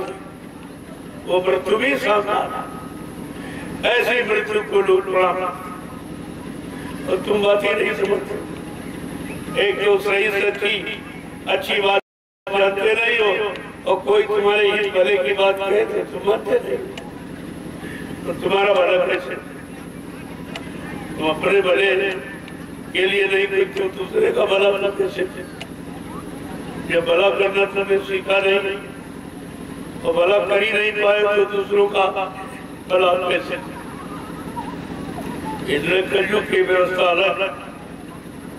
ये सतयुग में जब लाखों लाख वर्ष की उम्र, लाख साल इसी शरीर, जो शरीर लिए बैठे हो, इसी शरीर तुम्हारे 1 लाख वर्ष की सतयुग। मन की ताकत हाथी के बराबर, इंद्रियों में पूर्ण संयम त्याग वैराग्य, लोगों का अच्छा खान पान था, अच्छे कर्म। उस समय भगवान का नाम क्या था? हरि नाम। सतयुग में भगवान का नाम हरि, किसने जपा? हरि नाम का लाभ किसको मिला?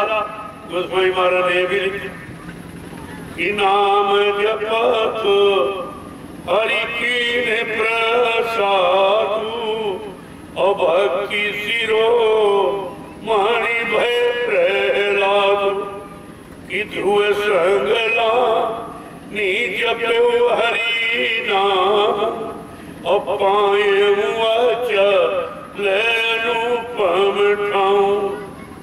सज्जू में जो हरि नाम जो योगियों ने जगाया था, उस नाम को प्रहलाद गुरु ने जपा। अब ये नाम की महिमा है, जिस मंडल मुकाम से नाम आता है उस नाम को लेने से वो जीवात्माओं को उसी मंडल मुकाम तक पहुंचाता था। ये नाम की निजी महिमा है, लेकिन तुम्हारी जीवात्मा बीच के मंडलों की नहीं है जो वहां संतुष्टि पा जाएगी। तुम्हारी जीवात्मा सतलोक सचखंड अनामी धाम की थी। जब तक वहां से कोई यहाँ नहीं आएगा मृत्युलोक में और जीवात्माओं को नहीं जगाएगा और वहां नहीं पहुंचाएगा, तब तक कोई जीवात्मा जाएगी। इसीलिए जब त्रेता आया तो हरि नाम जो था सतयुग का वो बदल गया, राम नाम आ गया। और द्वापर आया तो राम नाम ही नहीं रहा, कृष्ण नाम आ गया। लेकिन हर नाम की महिमा रखी गई, इसी नाम का तिरस्कार आलोचना नहीं की। क्यों?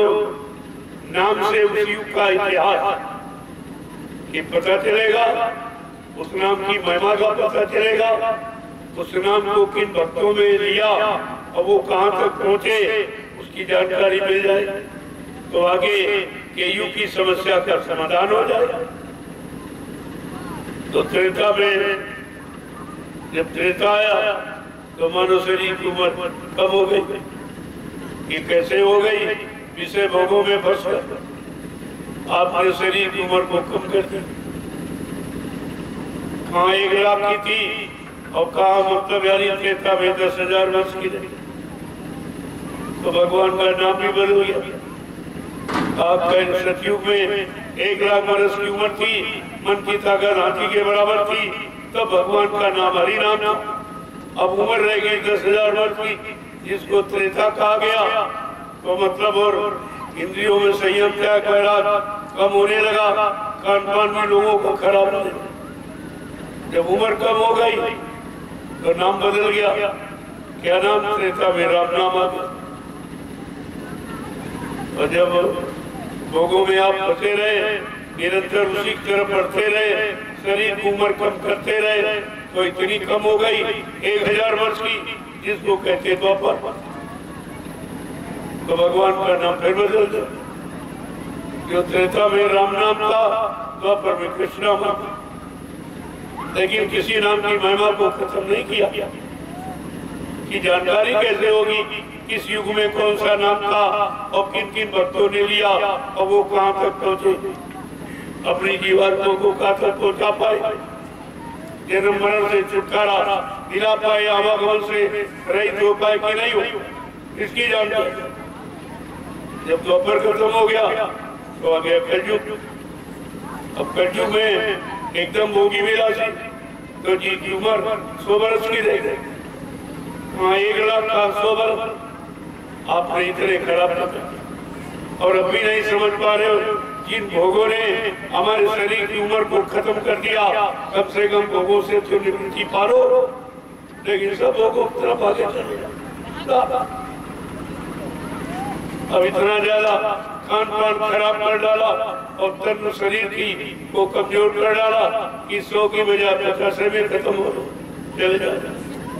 कहीं किडनी खराब, कहीं लीवर खराब, कहीं ये खराब, कहीं वो खराब। ये अशुद्ध खान पान के द्वारा। इससे बचने के लिए आपको शाकाहारी बनने की प्रार्थना कलयुग में संत महापुरुषों ने की है और किसी ने नहीं की। किसी को मालूम ही नहीं कि शाकाहार का कितना बड़ा लाभ है। ये तो शारीरिक लाभ, लेकिन आत्मिक लाभ, दोनों लाभ, शारीरिक आत्मिक दोनों लाभ। तो धीरे धीरे अब वही कलयुग आ गया।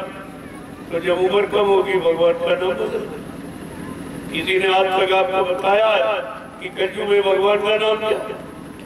किसी ने नहीं बताया और तुम जानते हो। इसीलिए पुराने नामों को रट रहे, कोई सतयुग के हरि नाम को, कोई त्रेता के सीताराम को, कोई द्वापर के राधा कृष्ण को जप रहा और कलयुग का नाम इसको मालूम नहीं कि कलयुग में किसी ने बताया नहीं। कलयुग बताने के लिए संत महापुरुष वो बताएंगे, उन्होंने रास्ता खोला है, साफ साफ बताया। लेकिन आप उनकी बातें करें,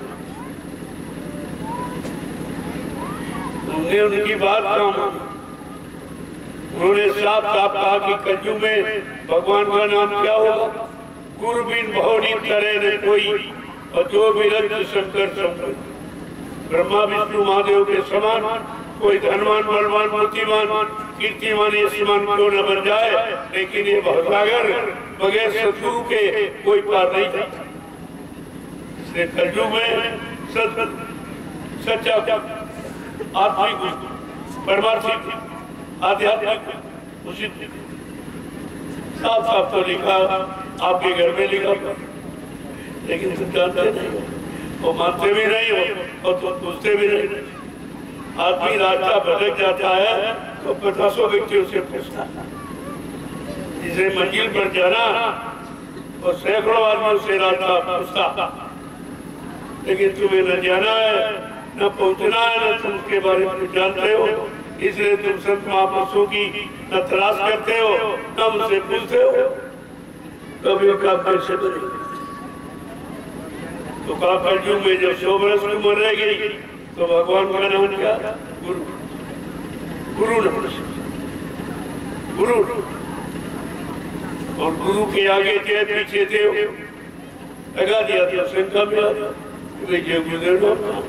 अरे गुरु तो बीच में बैठा, ये जय तो आदर सूचक सम्मानित, जय राम जय कृष्ण जय हनुमान सबके आगे लगा, और पीछे देव है, देव माने देने वाला, जो सब कुते बदले में कुछ न ले उसको कहते हैं देवता। ऐसे कौन से देवता जो आपसे कुछ नहीं लेते और रात दिन आपको देते? कि आज तक किसी से पूछा आपने भाई वो देवता का? पहला तो धरती देवता जिस पर बैठे हो, ये आपसे किराया मांगती, और अच्छे बुरे और पाप कर्म सब इस पर करते, लेकिन जरा सा भी तुम्हारा विरोध नहीं, कुछ नहीं। देखिए कैसा धरती देवता, और बगैर धरती के पैदा कहाँ होते, रहते कहाँ? ये सारा काम तुम्हारे जीवन का आधार धरती है, ये धरती देवता। ये आपको बदले से कुछ सब कुछ अनाज देती, पैदा करके फल जल देती, तुम्हारा जीवन धरती पर आधारित, और ये सब कुछ देती, लेकिन बदले में आपसे कुछ। हाँ, जो लोग कब्जा कर लेते वो तो पैसा लेते, वो किराया मांगते, लेकिन धरती माँ किसी से कोई किराया। दूसरा है सूर्य देवता। अब सूर्य को देखिए आप, यानी दिन भर आपको प्रकाश दे रहा और एक पैसा आपसे नहीं। तो देखिए आप, अगर प्रकाश का कोई प्रयोग सरकारी व्यवस्था से करो तो तुरंत पैसा लगेगा, बगैर पैसे के आप प्रकाश नहीं पा सकते। तीसरा है चंद्र देवता। चंद्रमा पूरी रात आपको प्रकाश देता, ठंडक देता और तुमको जीवन शक्ति प्रदान करता है, जिसको ऑक्सीजन, पूरा ऑक्सीजन चंद्रमा देता और बदले में आपको एक पैसा भी। ये देवता। और चौथा वायु देवता। कैसी शीतल हवा चलती, कोई पैसा मांग दिया। अगर सरकार की बनाई कूलर है, पंखा, एसी का प्रयोग हो तो पैसा लगता, बिना पैसे की हवा नहीं मिलेगी। लेकिन वायु देवता को देखिए आप, पांचवा है जल देवता। मूसलाधार बारिश होती, एक पैसा और सारी प्रकृति को हरा भरा बनाती। लेकिन जो अपनी व्यवस्था बना लेता है बगैर पैसे के पानी नहीं देता। अरे आज तो कर्जों में क्या कहना कि 20 रुपए लीटर पानी बिक रहा, कि धरती पर इतनी नदियां और इतने जलाशय और इतने समुद्र के सब बने हुए हैं, लेकिन फिर भी पानी 20 रुपए लीटर। किसी मुनि महात्माओं ने कहा जब कलयुग में दूध और पानी ये बिकने लगे तो समझ लो कंगाली आ जाए। तो तीनों भी थे, दूध भी बिक रहा और पूत यानी दहेज, ये दहेज प्रथा ये बिक्री है कि बाप अपने बेटे की बिक्री कर रहा। दूध और पानी तीनों की बिक्री हो रही, तो कंगाली आ गई। देखने की एक भी बात इधर उधर रोने वाली नहीं। मृषा ना हो इस वाणी, तो वाणी कभी झूठ हो ही नहीं सकती। ये तो संतों का विषय। जब देवताओं की वाणी नहीं झूठ हुई तो संत वचन पढ़ते नहीं, परंतु ब्रह्मांड, चाहे ब्रह्म अपनी ब्रह्मांड की रचना में तब्दीली बदलाव क्यों न कर दे, लेकिन संत जो कहेंगे वो करके दिखाएंगे। संतों की जबान दस्तावेज होती, आकाश सत्य, वो सब समय से आपके सामने करके दिखाया जाएगा। जो पहले कहा गया और आज कहा जा रहा कि आगे भविष्य में सब करके दिखाया जाए, तब आप मान लेना। हमें कोई जल्दी नहीं मनवाने, लेकिन बताने की जल्दी थी, ताकि आप ये नहीं कह सको किसी ने बताया नहीं, किसी ने कहा नहीं कि अच्छा क्या, खराब क्या, पाप क्या, पुण्य क्या, किसी ने नहीं बताया। तो जानकारी आपको दी जाए, मानना न माने तो आप, मेरा काम मनवाने के नहीं है, बता मनवाएगी कुदरत।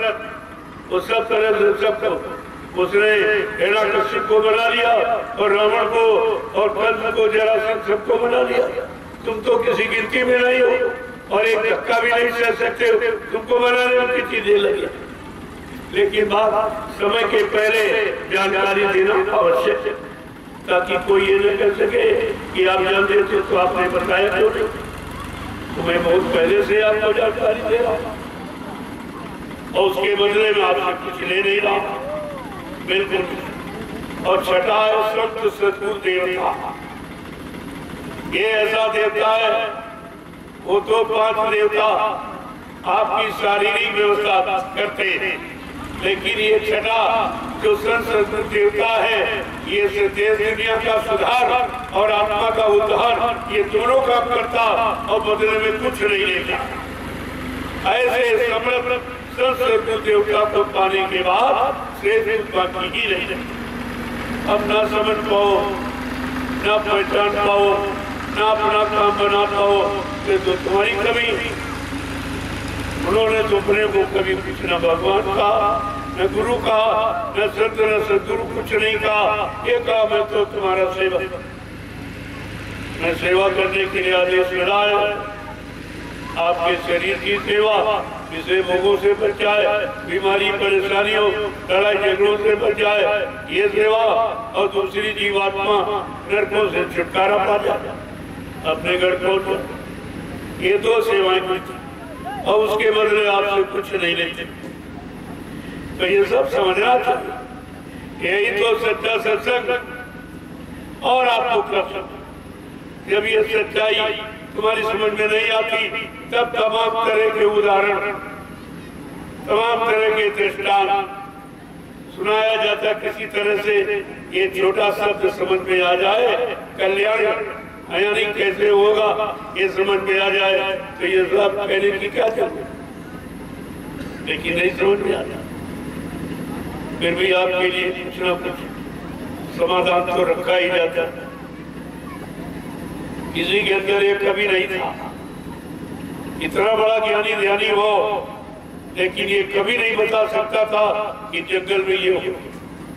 ये किसी को, ये संत महात्माओं की जानकारी थी कि हमें कहाँ करना है, किस भूमि का चुनाव करना है, किस भूमि पर सच्चा यानी मानव धर्म और मानव कर्म होगा और संपूर्ण विश्व को उस भूमि से लाभ मिलेगा। ये किसी के दिमाग में ना है और न कोई समझ पा रहा, और काम हो रहा आपके साथ।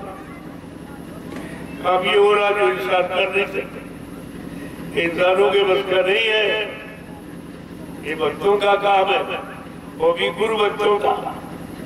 इनके अंदर अपने गुरु के प्रति अटल विश्वास और प्रेम सेवा श्रद्धा, ये सब उनके अंदर समाया हुआ। आज एक चित्र देखे, लोग हैरत नहीं है कैसे काम करते, तो दिन में परिश्रम नहीं करते, ये रात में करते।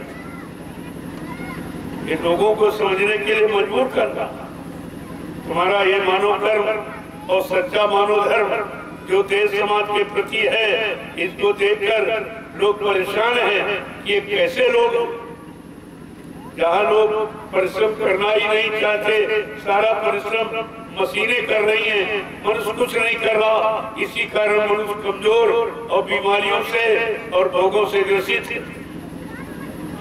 बात एक के लिए आपको सामने ये डरिया पौड़ा डोलते भूल गए, ये देखिए आपके सामने बोला, और निस्वार्थ, इनको कोई चिंता नहीं है, नहीं के अंदर कोई इच्छा कि हमको कुछ बदले में मिले, केवल एक भाव है, हमें आदेश पालन करो। जो आदेश मिला उसका पालन, हमको भी कोई आदेश दे रहा, मैं भी उसका पालन कर रहा हूँ, और आप सबसे उसी आदेश पालन के लिए प्रार्थना कर रहा हूँ। ये अपना काम बना लीजिए आप, इसमें सबका कल्याण, सब आदेश का ही पालन, सबको आदेश मिल रहा है, सबको प्रेरणा हो रही है, वही जीव कार्य करते, वही सेवा करते, वही भजन करते, वही अपनी जीवात्मा का कल्याण करके हमेशा हमेशा के लिए काल माया से छुटकारा, बाकी तो सब यही रह जाता। क्योंकि जो आपने पहले की साधना अपनाई, पूजा पाठ तीर्थ व्रत दान हवन जप यज्ञ गंगा स्नान, ये कलयुग में यानी मतलब इसको बहिष्कृत कर दिया, इसका निषेध है। ये करने का आदेश संत महापुरुषों का नहीं है, क्योंकि ये काम करने के तुम काबिल नहीं। तुम्हारा मन गंदा, तुम्हारा तन गंदा, तुम्हारा खान पान गंदा, तुम्हारी इंद्रियां गंदी, तुम्हारा देखना सुनना, उठना बैठना, बोलना चालना, सोचना समझना, करना कराना सब गंदा, और गंदगी में कोई पूजा स्वीकार नहीं। इसलिए कलयुग में ये सब मना करते। कलयुग केवल नाम आधार, सुमिर सुमिर न रुद्र पारा। कलयुग में केवल नाम, केवल माने अकेला। पढ़े लिखे हो, इतना भी अर्थ नहीं लगा पाए कि गोस्वामी महाराज ने केवल शब्द का क्यों प्रयोग। कलयुग नाम आधार कर सकते थे, लिख सकते थे, लेकिन केवल माने अकेला। और जितने नाम आए सब सहायक शक्तियों के साथ, ब्रह्मा सावित्री के साथ, विष्णु लक्ष्मी के साथ, शंकर जी पार्वती के साथ, राम सीता के साथ और कृष्ण राधा के साथ और देवता देवियों के साथ। लेकिन गोस्वामी महाराज ने कहा केवल नाम, अकेला नाम जब कलयुग में आएगा वो जीवों का कल्याण करेगा। गुरु अकेला, गुरु अकेला, इसकी तरफ इशारा। और कहा भवनी तरह न कोई, कि भवसागर कोई पार नहीं जा सकता है, हो जाएगा जो नाम जहाज लेके आए। कौन गुरु? जो नाम जहाज लेके आए, भवसागर पार पाने, अपने नाम जहाज पर बिठाकर जीवों को भवसागर के पार लेते। ऐसे समृद्ध सदगुरु की जरूरत है जो नाम जहाज लेके आए। और बाबा जी ने आपको बताया भी कि मैं जय गुरुदेव नाम का इतना बड़ा जहाज लेके आया हूँ कि सारा विश्व अगर मेरे जय गुरुदेव नाम जहाज पर सवार हो जाए तो मेरे जहाज का एक कोना ही भरेगा। इतना तो क्या जहाज खाली रहोगे? अभी तो कोई जीवात्मा सवार हुई नहीं, घर पहुंची तो तुम कहते बाबा जी मर गए। ये कौन ले जाएगा तुम्हारी जीवात्मा को? कौन ले जाएगा? कौन घर पहुंचाएगा? ये तो भूल गए थे जो तुम्हारे हित की बात, कल्याण की बात, वो सब भूल गए।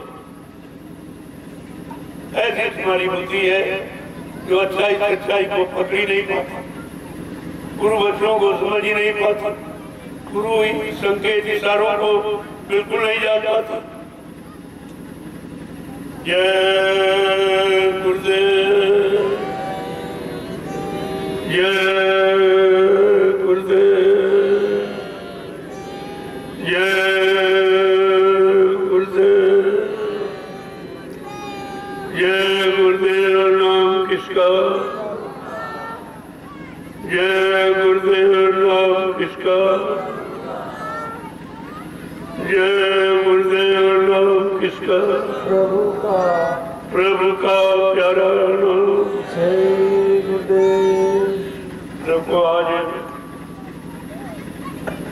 एक पाणी ग्रहण संस्कार, विवाह बिना दहेज, तुम्हारी सरकार कहती है लेकिन मैं करके दिखाता हूं। और हजारों शादियां प्रतिवर्ष, कोई दहेज कोई लेते थे। जो गुरु के अनुशासन में, गुरु भक्ति में लगे हैं, वो एक एक बचन का पालन करते थे या कोई लेते थे। वो खुशी से तुम कुछ भी कर सकते, लेकिन जबरदस्ती ये दहेज नहीं, कोई दहेज नहीं है। इस तरह की शादी अभी कल एक हुई थी, एक आज है, एक कल है, एक परसों। 4-5 दिन में रोज कुछ सतगुरु धाम नैमिषारण्य में है, कुछ ये ज्ञान आश्रम रामशाला में। देखिए तो आज एक शुभ विवाह, अभी उसके बारे में जानकारी दे दी जाएगी, कहाँ की बर कहाँ की वधू। और ये बिल्कुल बिना एकदम निस्वार्थ, ये सच्ची साथ, और जिसका पूरा रिकॉर्ड सरकार के पास। हम ऐसे नहीं करते। मैंने वैचारिक प्रचार समिति का निर्माण किया, जय गुरुदेव आध्यात्मिक वैचारिक प्रचार समिति, उसका रजिस्ट्रेशन करा दिया। पूरे भारत में मैं कई कार्यक्रम कर सकता हूँ, और ये विवाह और जितने भी संस्कार हैं ये सब निःशुल्क। ये शादी विवाह यानी पाणी ग्रहण संस्कार, और जन्म यानी जन्म संस्कार, और ये यज्ञोपवीत, ये रेहू संस्कार, मुंडन संस्कार, नामांकन संस्कार, ये सब हमारी समिति निस्वार्थ बिना किसी लेन देन के करती। और ये गरीबों की समस्या का समाधान होता, और मान लो तो सबकी समस्या का।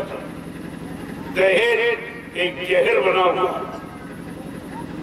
तमाम लोग सुसाइड कर लेते, कैद खाने से फांसी लगा मर जाता।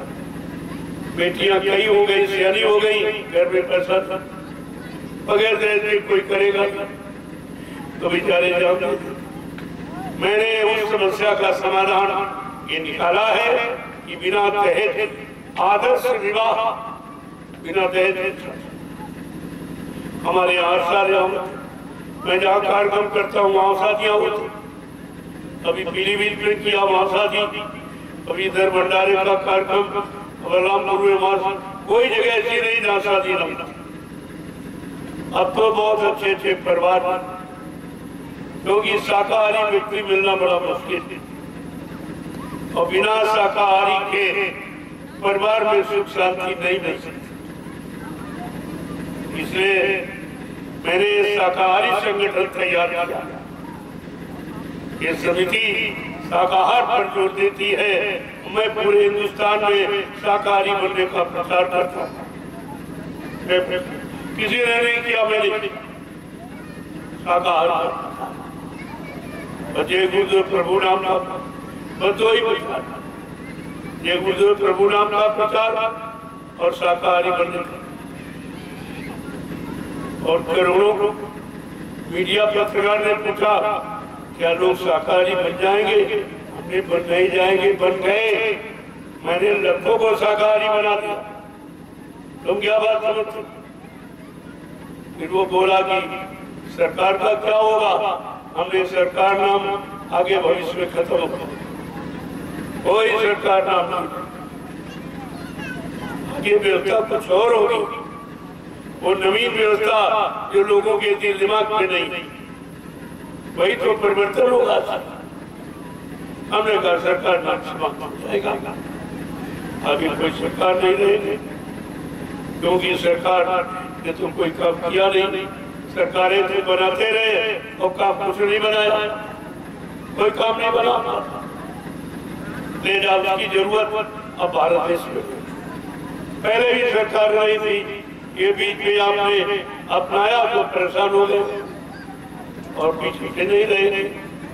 ये सब पहले भी आ रही थी, न नेता शब्द था और न ये मतलब इस तरह की राजा और प्रजा दो ही शब्द। राजा अपनी प्रजा को पुत्रवत समझता था और मतलब यानी तो देश का कल्याण था, सुख शांति थी। लेकिन अब वो न राजा रहा न प्रजा रहा, काम खत्म हो गया। जब ये नाम खत्म तो काम खत्म हो गया। अब तो कोई काम राजा का प्रजा का है ही नहीं, क्योंकि कोई राजा नहीं।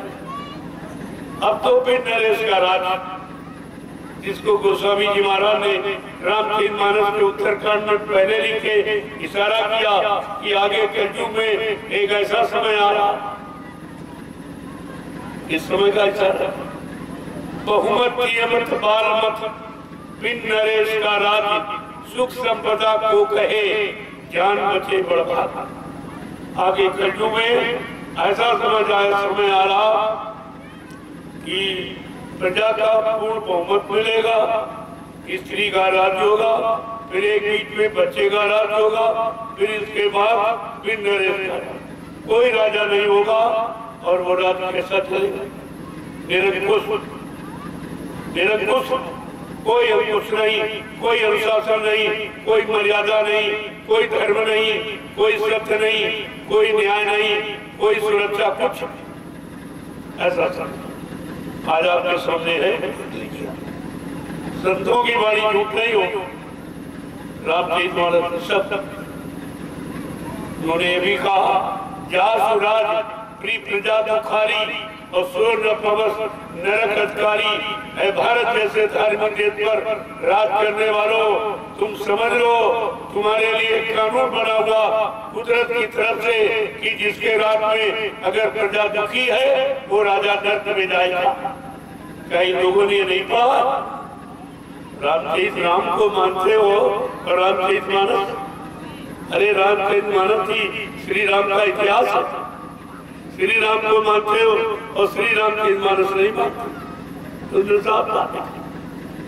बड़े अच्छे से आज तो प्रजा रो रही थी, कोई सुनने वाला नहीं है। तो फिर उनको वो समय आ गया जिसके लिए गोस्वामी महाराज ने कलम चलाई थी। नरेश का राज कोई राजा, जब कोई सुनने वाला नहीं है, दुख तकलीफ, कोई न्याय सुरक्षा, रोजी रोटी, महंगाई गरीबी को छटाने वाला, टैक्सों की भरमार रोकने वाला जब कोई है ही नहीं तो राजा कहाँ? फिर राजा का राज्य है। इसलिए सुख संपदा को कहे जान बचे बड़भाग, ऐसे में सुख समृद्धि की बात छोड़ दो, तुम लोग अपनी जान बचा लो, तुम्हारे लिए यही जान बचाना मुश्किल हो जाएगा। वो समय आपके सामने खड़ा, मैंने प्रार्थना की है, मैं प्रार्थना कर सकता हूँ। और हमेशा अपने राजा को महात्माओं ने अपने समय पर जब कोई आपत्ति आती देखी तो फौरन इशारा किया, ये समय आपके लिए अच्छा नहीं है, मान जाए, थोड़ा पीछे हट जाओ, थोड़ा काम रोक दो, समय निकल जाएगा आंधी की तरह। लोगों ने माना, लेकिन आज तो अभी नहीं। मैंने कहा भाई देखो, ये देश की स्थिति अच्छी नहीं, इसलिए हमारी प्रार्थना मान के आप चुनाव को रोक, चुनाव कराने की स्थिति आपकी नहीं है। इतनी महंगाई, इतनी गरीबी, इतने टैक्स लग गए, इतना कर्जा भारत देश पर हो गया है, पहले उसको निपटाओ, बाद में किसी काम की सोचो, क्योंकि एक चुनाव का खर्चा 70 अरब रुपए, इतना और लग जाएगा तो भारत की जनता त्राहिमाम करेगी। मैंने प्रार्थना की, मानना न माने, लेकिन आप ये नहीं कर सकते हो कि कोई देश में कहने वाला नहीं, कोई सलाह देने वाला, कोई मतलब यानी ये बताने वाला नहीं था कि आगे का समय खराब है और आपकी स्थिति अच्छी नहीं है, लिहाजा भारत के लिए ये वर्तमान का चुनाव अच्छा नहीं, न राजा के लिए न प्रजा, ये दोनों के लिए दुखदायी होगा। मान जाओ तो अच्छी बात है, न माने हर जी हमारी मर्जी, आपकी जैसा था वैसा। मैं तो प्रार्थना कर सकता हूँ देश के लिए, कोई न कोई कराता आपके लिए रखूंगा, और आपको बता रहा हूँ, मान जाओगे तो ठीक है, नहीं मानो तुम जानो तुम्हारा काम नहीं। महात्मा अपने फर्ज से हमेशा उदार, हमेशा यही महाभारत रोते क्यों, लेकिन ये नहीं समझते उस समय भी जब अधर्म बढ़ने लगा, अधर्मियों की संख्या बढ़ने लगी, उनका बहुमत होने लगा, अच्छे अच्छे लोगों की बुद्धि खराब हो गई, वो भी सब धर्म यानी अधर्म की तरफ चले गए, तभी कोई कहने वाला था, उनका महात्मा विदुर। ये महात्माओं का काम हमेशा रहा और आज भी है, अपने राजा को ये सलाह दी जाए, माना न माना ये राजा का काम, ये मेरा प्रार्थना। लेकिन मैं आपको सलाह दे रहा हूँ, ये 24 का चुनाव भारत की जनता के लिए अच्छा था, न राजा के लिए न प्रजा।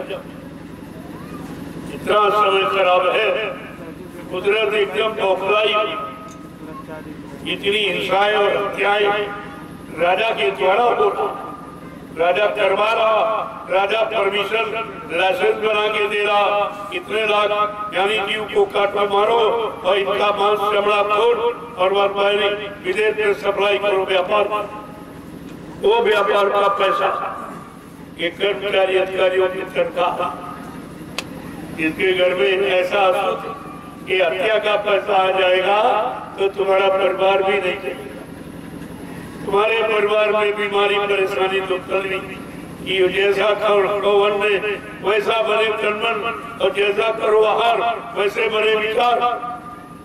आपका विचार करा, महात्मा सब तरफ से आपकी और देश की मदद करना चाहता, क्योंकि वो भी इसी देश के नागरिक, इसी देश का अन्न खाते हैं, तो उनका भी अधिकार बनता है कि भारत देश के लिए कुछ न कुछ मुसीबत आपत्ति दूसरे बचने का उपाय बताए। और तो किसी ने कहा, मेरे सिवा कोई नहीं, केवल मैं कह रहा हूँ ठीक, बाकी तो उसी में जुड़े, हाँ में हाँ मिलाने वाले, लेकिन मैं ऐसी गलत सलाह और ऐसे गंदे काम और आपत्ति मुसीबत दुख तकलीफ आने वाले मैं उनमें कभी किसी को न सलाह देता हूँ न सहयोगी बनता हूँ। मैं ये कहता हूँ, लेकिन समय पर जानकारी आपको जरूर दे रहा हूँ कि यह काम आपके लिए अच्छा था। जय गुरुदेव। अब देखो पानी के संस्कार विवाह संबंध होना है, उसका भी समय धीरे धीरे तैयारी करके वर और वधू आ जा ताकि ये समय से देखा आप लोग आ रहे हो धीरे धीरे तब तक प्रेमी सेवा कर रहे वो अपने ध्यान में मत, उनका भजन ध्यान सुमरन सब हो और डलिया ये उनका है तो उसी अपने ध्यान में मत। उनके लाभ को कोई छीन नहीं सकता और ये लाभ कोई पा भी नहीं सकता बिना किए। देखिए किस तरह से इतनी गर्मी में ये तपस्या नहीं तो क्या है। अरे कलयुग की यही तपस्या, लोगों ने तपस्या की अपने स्वार्थ के लिए और ये तपस्या परमात्मा हिंदुस्तान में आगे आने वाले लोगों के लिए ये तपस्या कर रहे हैं। ये अपने लाभ स्वार्थ के लिए नहीं कर रहे। पहले समझिए सारे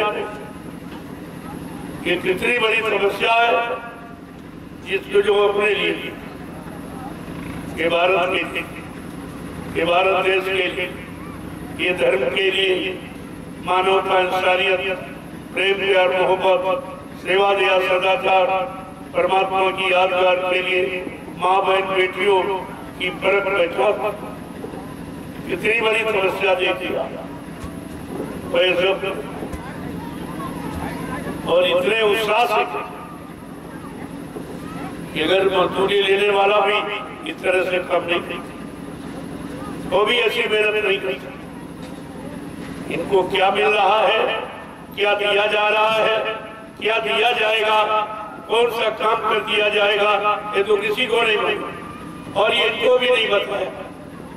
इनको भी अहंकार आ जाता, लेकिन 1 मिनट की मजदूरी भी रोकी नहीं जाता। ये संत मत एकदम नगस होता।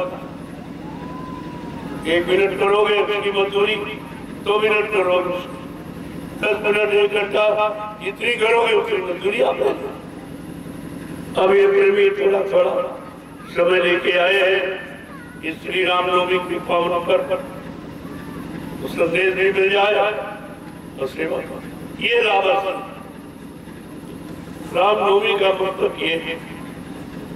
नवमी यानी 9 द्वार, ये शरीर में 9 द्वार, ये नवमी आप अंदर 2 आंख के दरवाजे, 2 कान, 2 नाक के मुंह, नीचे गुदा और इंद्री, ये 9 द्वार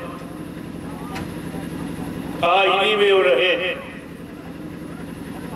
तभी तो लिखेगा बहुत तक विपदा राम ने भोगी जब तक चढ़े न तृप्ति पार।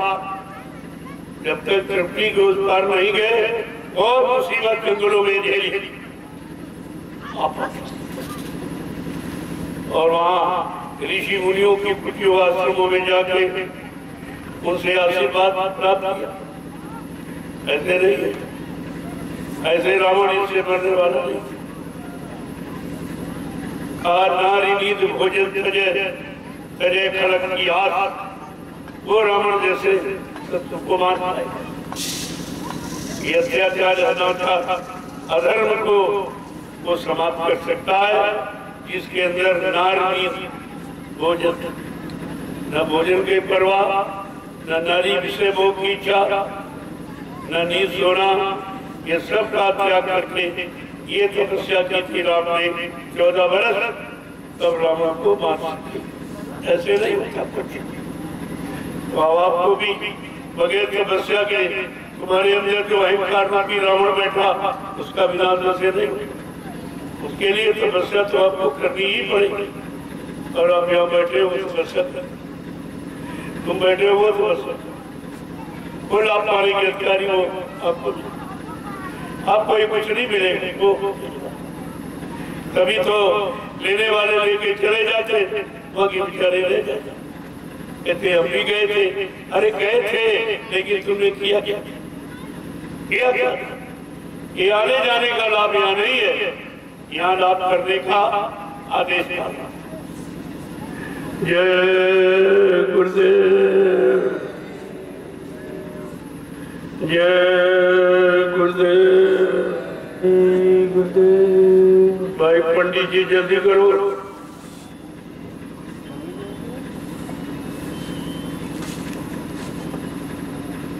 पर बंधु को तैयार करके ले आओ। आज ये सबके समक्ष आदर्श विवाह बिना दहेज की शादी, जो हिंदुस्तान में कोई करके नहीं दिखा रहा कि रामशाला की पावन भूमि पर हो रहा, ये छोटा मोटा काम नहीं है। इसके लिए सब बेचारे बहुत व्यापक कि कैसे कर रहे हैं, कैसे हो रहा, तुम देख लीजिए आकर शामिल हो जाइए, देख लीजिए आप किस तरह से विवाह निर्विघ्न संपन्न होता, कोई भी बाधा नहीं इस तरह से। और बाकायदे सरकारी रिकॉर्ड प्रारंभ समिति गुरुदेव आध्यात्मिक वैचारिक विकास समिति के अंतर्गत ये सब कार्य होते, बिना दहेज की शादियां, नामांकन, मुंडन संस्कार, यज्ञोपवीत संस्कार, ये सब निःशुल्क होते। हमारी वैचारिक विकास समिति ये निःशुल्क कार्य करती है पूरे हिंदुस्तान में। तो इसको राष्ट्रीय परमिशन मिला हुआ सर भारत सरकार, और ऐसा बाकायदे लिखा पड़ी, ऐसे कंपनी ने नहीं लिखा पड़ी। सारा हिंदुस्तान आप देखेगा, जब ये शादी विवाह होगा तो यूट्यूब से ये प्रेमी सब देखो यंत्र लगे हैं, ये पूरे हिंदुस्तान को सूचना दे, सबको दिखा कि देखो बिना दहेज की शादी आदर्श विवाह किसे कहते हैं और कहाँ संपूर्ण हो रहे हैं, ये सब उनको दिखाया। आपका विवाह तो पूरा हिंदुस्तान आप देखेंगे, इससे बड़ा का काम होता। तुम कितने बराती ले आते, यहाँ तो इतने बराती गिनने से, ऐसे बराती जो तुम्हारा खाएंगे नहीं और नाश्ता भी नहीं दे, तो तुम्हारे बराती माने गवाही, ये गवाही होते इतने गवाही, और सारा हिंदुस्तान गवाही बन रहा, सबको ये दिखाया जा रहा। देखो आदर्श विवाह जिसे कहते हैं, बिना दहेज की शादियां हिंदुस्तान में कहाँ हो रही, इतने हजारों मिशन चलते हैं, लेकिन हजारों पार्टियां, लेकिन ये काम करके कोई नहीं दिखा रही, जो जय गुरुदेव आध्यात्मिक वैचारिक विकास समिति करके दिखा रही। बिल्कुल अनोखा काम है, कई रामशाला की भूमि पर हो रहा और सारा हिंदुस्तान देखे। तुम्हारे गांव का नाम पूरे हिंदुस्तान में पहुंच गया, सब जान रहे। आप करोड़ों रुपए खर्च करके भी ये नाम अपने गांव का नहीं कर सकते, और जो ऐसे हो तो जो इन बरबदों की शादी होनी है, आप लोग जल्दी से तैयार होके आ जाओ, क्योंकि ये सब मुहूर्त के अंतर्गत होना चाहिए। 12 बजे के बाद दूसरी तारीख लग जाती, इसके पहले आपका ये विवाह संबंध समय से हो अच्छा रहेगा, आपके लिए शुभ रहेगा, कल्याणकारी रहेगा। जय गुरुदेव, जय गुरुदेव, जय गुरुदेव। प्रेमी अभी सेवा कर रहे हैं, अब आप लोगों की सेवा पूरी हो गई। मैं आपकी सेवा से बहुत प्रसन्न हूँ, क्योंकि आप आदेश से काम करते हो। जो लोग चले आए उन्होंने तो आदेश का खंडन कर दिया, अनुशासन भंग कर दिया, तो दया के पात्र नहीं बन पाते। यही तो चीज होती है। अब आप लोग आ जाओ और महाप्रसाद ले लो। मैं अपने हाथ से तुम्हें महाप्रसाद दूंगा, क्योंकि आपने आदेश हुक्म का पालन किया है और सेवा में बड़ी तन्मयता के साथ, लगन के साथ। यही तो गुरु भक्ति है, यही गुरु आदेश, गुरु अनुशासन है। इसी को आपको सीखना है।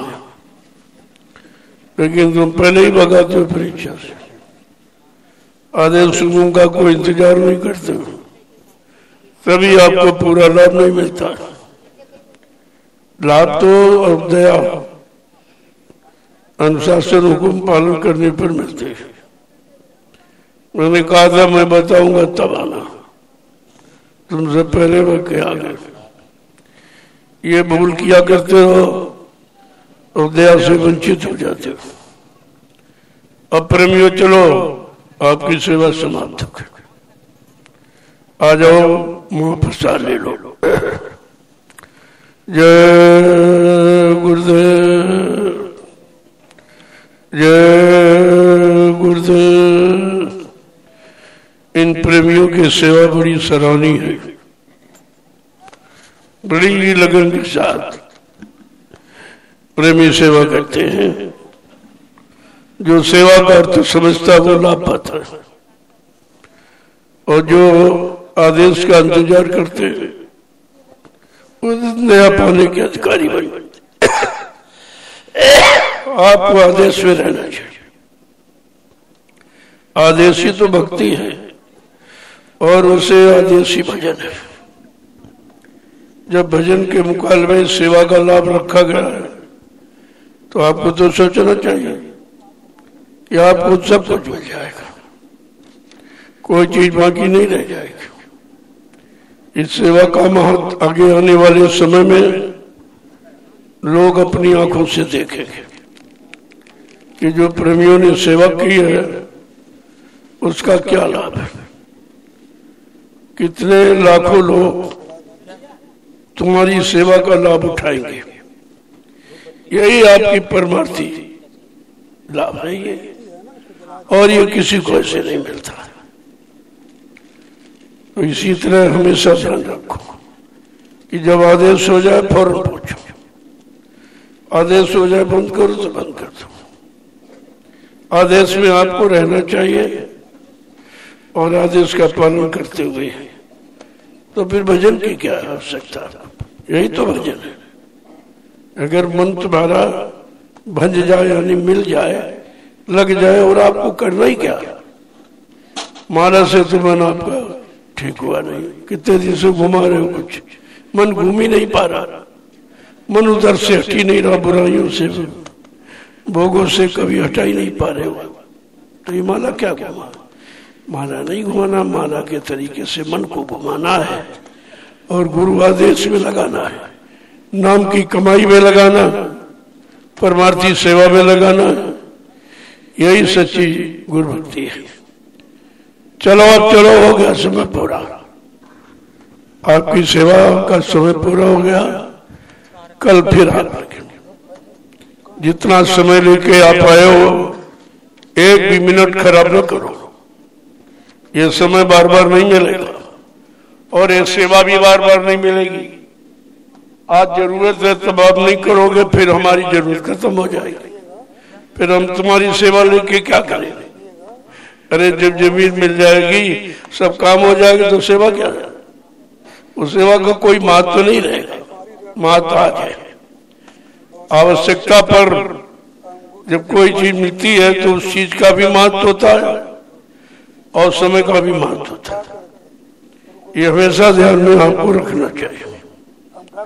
जय गुरुदेव। आप शादी के कार्यक्रम को पूरा करें।